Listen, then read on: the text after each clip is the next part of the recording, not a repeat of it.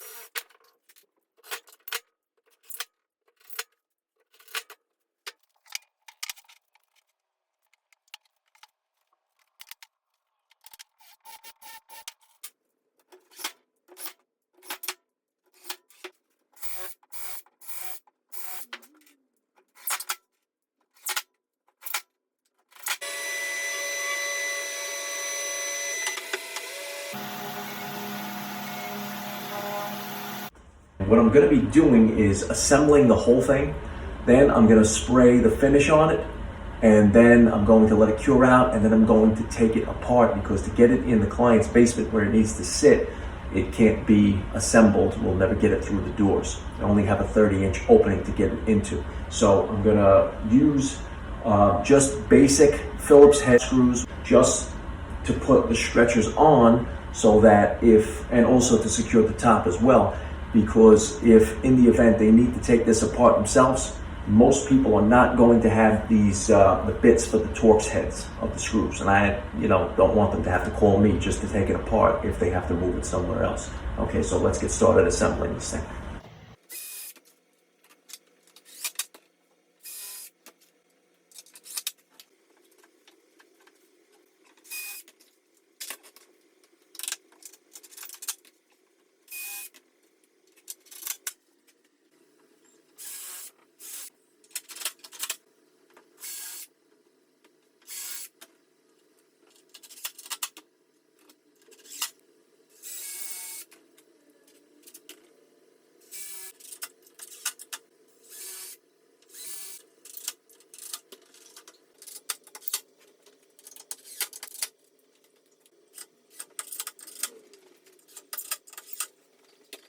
Okay, now that I have the table assembled and it is rock solid, I have it sitting up on some scrap pieces of plywood. I'm going to use, since I don't have a table that's big enough to put this on top of, I'm just going to use this as my production table right now. I'm going to throw the top on it, sand the top down, and then I'm going to throw a shelf on the bottom.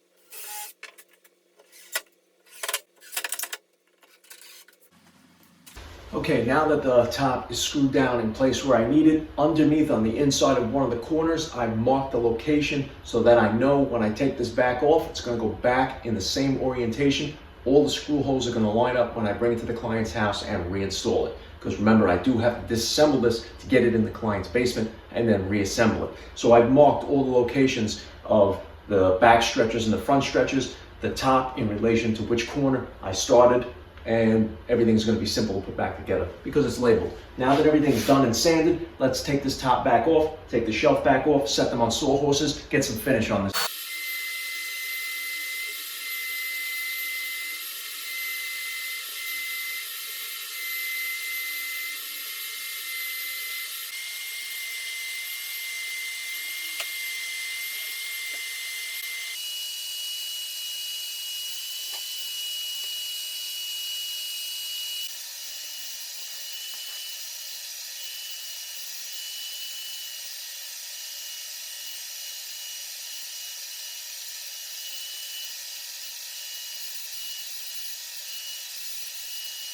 Now, before I put the top on, the last thing I'm going to do is put a block in the center of the center stretcher here. Now, what that's going to do is kind of like a torsion box. Once the top is on and I have it in place in the client's house and I reassemble, screw everything down, I'll be able to get the center without having to use a pocket screw because, like I said before with the other screws, I'm using regular Phillips head screws because most people don't have certain kinds of screws or the tips that can remove those screws. So in the event he ever needs to take this top off or take this thing apart, he can just take his impact driver or drill with a Phillips head bit or even a screwdriver and remove that top or disassemble the whole thing, move it somewhere else.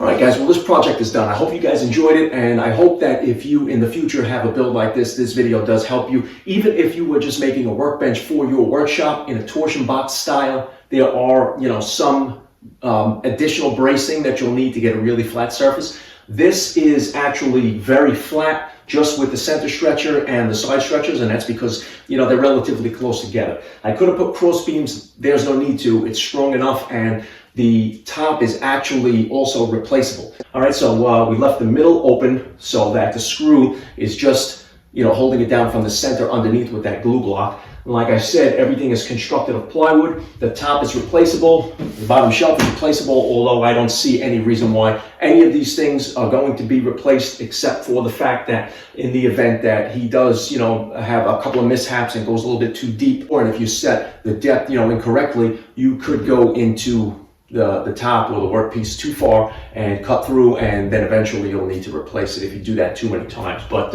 once you get good with something like that, then you don't need to replace it at all. All right, guys, so don't forget to check the description box for a list of the tools that I use in this video. There's going to be an Amazon link for all those tools. I would greatly appreciate it if you're going to purchase any of those tools. Do it through my Amazon link, because that does help the channel. All that money goes back in here to produce the best content possible for the viewers and subscribers. All right, guys, so don't forget to hit that subscribe button, ring that notification bell. That'll notify you every time I upload a video. All right, guys, so we got a lot more projects to go. I got to get going, disassemble this, bring it to the client's house. So I'll see you next time. Hit that subscribe button. Have a great weekend.